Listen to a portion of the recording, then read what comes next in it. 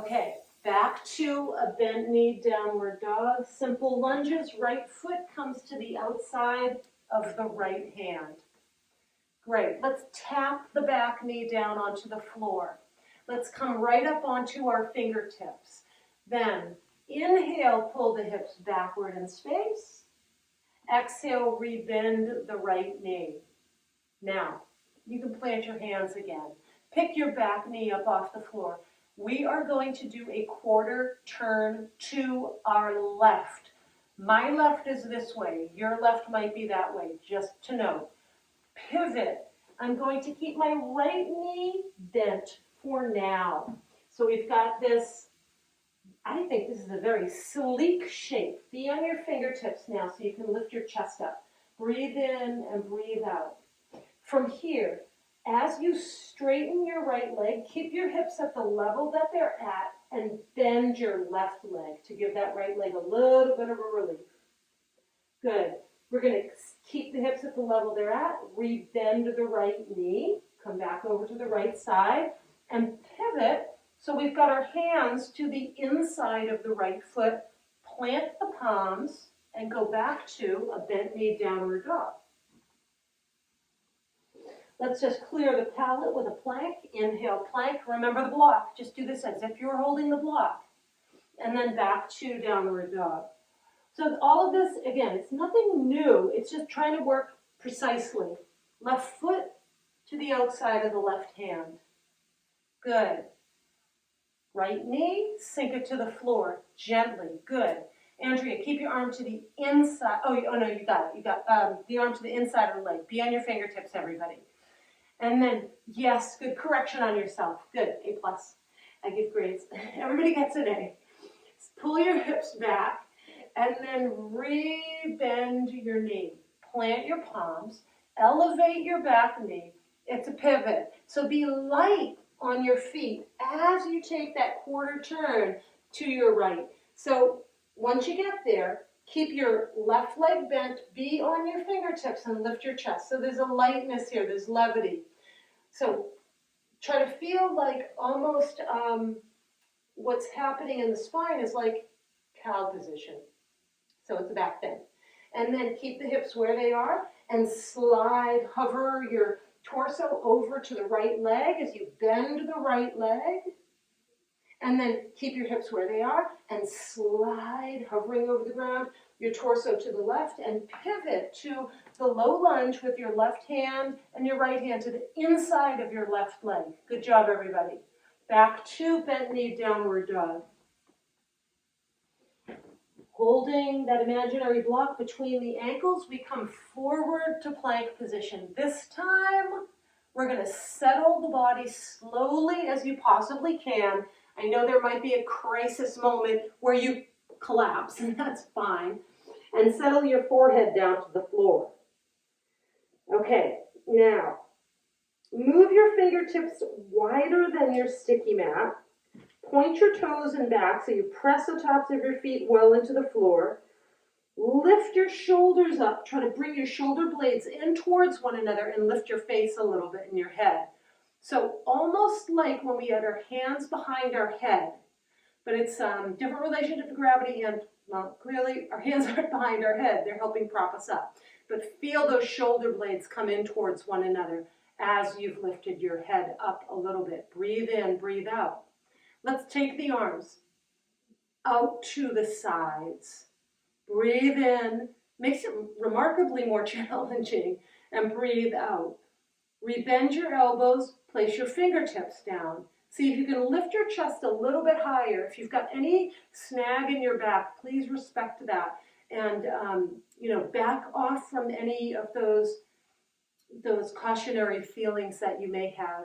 Inhale again. Exhale. Settle your forehead down to the floor. Place your hands back onto your sticky mat.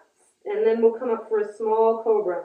So imagine you're like a cobra and you can uncoil yourself into that cobra position. Great. From here, tuck your toes under and back.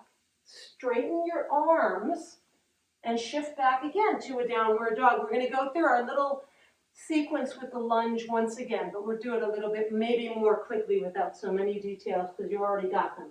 Inhale, and then exhale, right foot to the outside of the right hand. Inhale, exhale your left knee to the floor. Inhale to your fingertips. Exhale, draw your hips back like you're drawing a bow. Rebend the knee forward. Elevate the back knee off the floor. And then pivot to the left. Just a quarter turn. Keep an arch in your back. And then be on your fingertips once again. Bend your left leg. Slide over to the left leg. And then slide again over to the right leg. Pivot your right toes forward. Your hands are again on the inside of your foot. You got it. Plant your palms. Back to downward dog. Plank position in the middle. Inhale. Hold up imaginary block between your feet. Exhale back to downward facing dog. Left foot. Exhale forward between your hands. Inhale the right knee to the floor.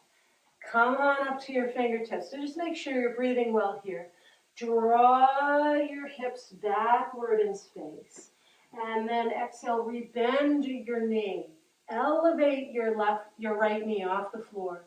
And then it's a pivot. Just pivot and find your fingertips and lift your chest and have that back bend here. From here, slide over to your right leg. And then slide again over to your left leg. We're not moving terribly fast, but we are in a flow of things. And pivot your left toes forward, your back heel off the floor. Kerplunk, plant your hands back onto the floor. Shift yourselves again to downward dog. We'll come for plank, holding that imaginary block between the feet. And then we'll exhale, settle the body slowly to the floor. Settle the forehead to the floor. Open the hands wide. Be on your fingertips. Lift your shoulder blades. Draw your shoulder blades in. Lift your chest. Breathe in and breathe out. So I lifted my chest so much, but I have to drop it just a little bit so I can extend my arms out to the sides. Breathe in like a bird. Breathe in. The other day, I walked down the street from my house. There was a zillion starlings in the tree. Oh my God, it was so beautiful. They were swooping around. They were having so much fun. Take your hands, tuck your chin a little bit. Take your hands behind your skull. And then elevate your elbows a little bit more. Breathe in. Squeeze your shoulder blades in. Breathe out. Ooh, this is tricky. Open your arms once again. Lift your chest a little bit higher. Place your fingers onto the floor. Lift even a little bit higher. As I lift, I'm pulling my chest forward so I'm not compressing my back. And then exhale, the forehead drops down. Plant the palms next to the, mid to upper ribs. Small cobra. Can, if you feel it, turn into a slightly bigger cobra. But for the cobra, we'll keep the belly or the pubic bone down. Breathe in, and then exhale. Settle down just a little bit. Reflex your ankles. Come to your hands and your knees.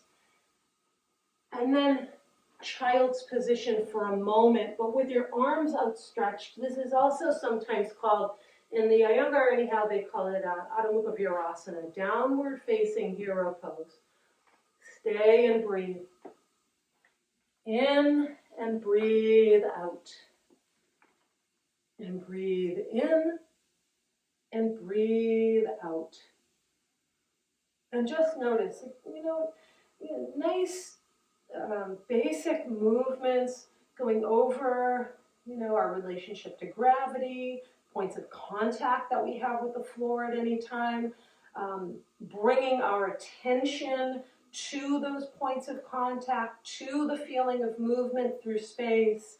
Breathe in and breathe out, not getting ahead of ourselves, not getting too far behind, but really trying to be inside of the moment that is now. Now is always happening. That's the beautiful thing. It's always happening. We always have the opportunity to embrace, seize the moment, as they say. Seize the moment. And how do we seize the moment? Like so much even with our hands, it's with our attention. Our attention is this main element that we're really working with. Can we keep our attention on point? And the point is now. Come forward onto your hands and your knees. We're going to switch this up just a little bit. Back to a bent knee downward dog. We've been working with this a lot lately, so let's not drop it yet. So lift your right leg up toward the ceiling. The catch is to keep your hips square. Keep your hips square as you lift your right leg up. Also, everybody, bend your left leg a lot. I'm giving you a little demo here if you don't know what in the world I'm talking about right now. So I've got my right leg upstairs and my left leg is bent. As I bend my left leg, it's helping me shift the weight of my body into that back leg. Breathe in and breathe out. From here, we'll take the right knee into the chest, straighten the left leg, and pull forward to, this position where the knee is in the chest, but the foot's floating off the floor. Ooh, it's a belly thing. And then keep the hips square, send the right leg up toward the ceiling, bend the left leg a lot. Do it again. I'm going to take a quick look at you. Knee into the chest. Good. And then go back to the downward dog. Yes. Yes. Bend that left leg. Good. And then do it 3 or 4 more times. You decide. You're in charge. You're in charge of yourself ultimately. Good. Keep it. Doing a great job of keeping the hips square. Maybe I'll say keep your hips a little bit more square. Good. Yes, Jason. Great. Now, next time you do it, look forward and step your right foot between your hands. Boom. Good, good, good, good. Great. Super. Set your back knee down onto the floor. Stay here. So, in these positions, all the standing stuff, we want to be at our hip joint. So, see what you can do to relax your torso to your right thigh. You want to get it to touch. See if you can get it to touch. And then what's going to happen is you're going to have a really good seal, check me out, in this hip joint. You want connection here. When we lose that connection, then we're not in the crease of the hip. So get in the crease of your hip. Breathe in and breathe out. It's like the hip joint kind of leads to the spine. So what's going on in the hip joint is going to affect what's going on in your spine. Okay, so from here, like we did before with our hand to the outside of the foot, let's pull the hips back. Keep your ribs on your thigh. Be persistent with yourself about this. It might mean you don't get very far. Rebend your knee. Do this about 6 times. See, if I want to be honest right now with myself, and I pull my hips back, I'm wearing all black, it's hard to see. This is as far as I can get. My right knee is bent. But I'm going to do it that 6 times, and maybe over the 6 times, there's some shift that happens, and I can open the back of my knee up a little bit more, but maybe not. Okay. All right. Now, let's call it a 6. So, pick your back knee up off the floor. Let's go for straightening the right leg again, but same rule. Keep your ribs to your thigh. And then rebend the knee. And then again, do it another 6 times. You might not even get to a 6 because you might be moving at whatever rate, or you might get more than a 6. Okay, anyhow, the time's up. Now, let's go ahead and rebend the knee, plant the hands, and lift the right leg up toward the ceiling. Now, just for the difference, turn your right hip open to the right side. Just to feel that, yeah. And then bend your right knee. So your right heel comes toward your sit bone. That way that feels like, like you're free. Just bust through everything. All the constraints of keeping the hip square and keeping the legs straight and all of that. Good. And then turn the hips toward the floor again, back into the little rigid thing, and then put the foot back down. So lift your left leg up towards the ceiling. If you're like, golly, this is really too much, you can do this on your hands and knees. You don't have to do it from downward dog. Okay? So you take your left leg back, everybody. If you know, regardless whether your right knee's on the floor or not, you keep your hips square. Breathe in and breathe out, and bend your standing leg well. So you stay in that hip joint. And then we straighten the right leg, the bottom leg, as we bring the knee into the chest. And again, you can do this with on your hands and your knees. Your right knee stays on the floor. And then we go back to downward dog split.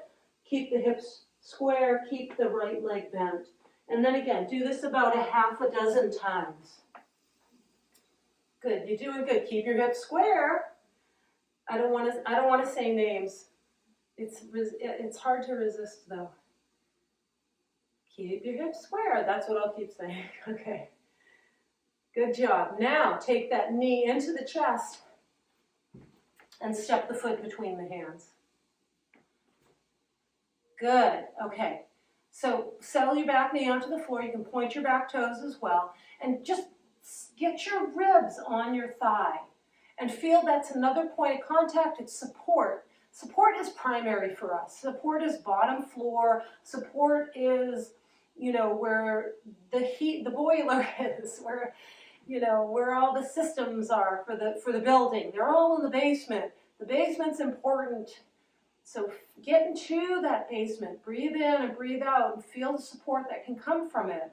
If the foundation crumbles, the building falls, kind of thing. So pull the hips back, keep the knee bent as long as you need to, and rebend the knee, plant the foot.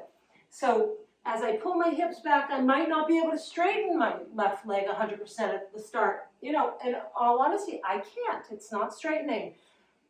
So what? I'm trying not to judge myself on that because it's not helpful. It's just not useful.